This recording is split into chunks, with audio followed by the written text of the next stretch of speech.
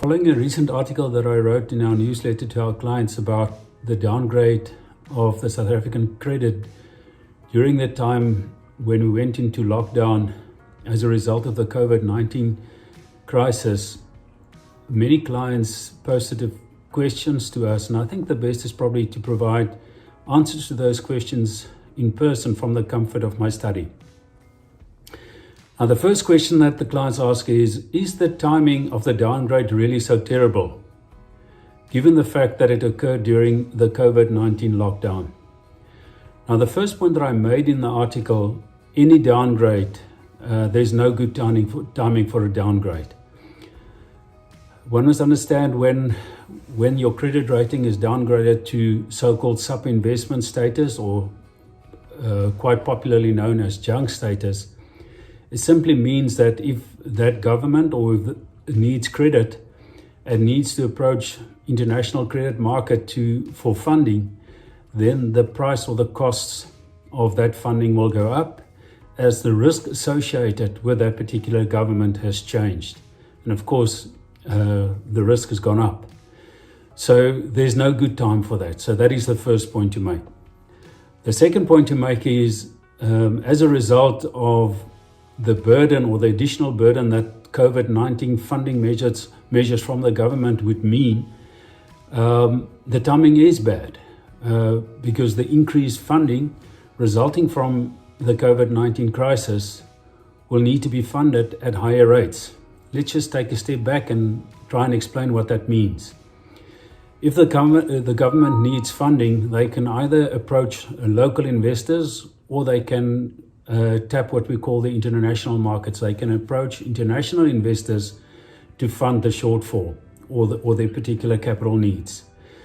If your rating has gone down, it simply means that those funders or creditors will demand higher interest rates for the effort that they put in to provide you with the funding, as the risk associated with the credit has just gone up.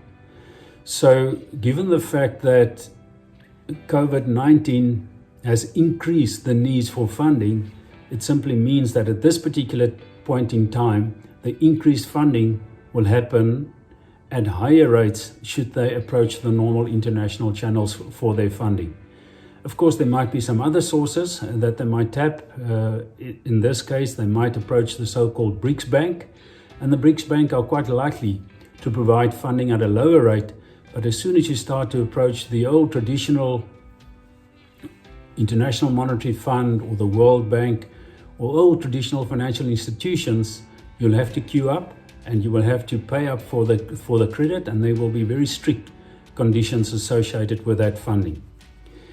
Of course, during the time of the COVID-19 crisis, it is very clear that the economic growth will be under severe pressure that will, of course, erode the tax base of the government to increase the tax collections.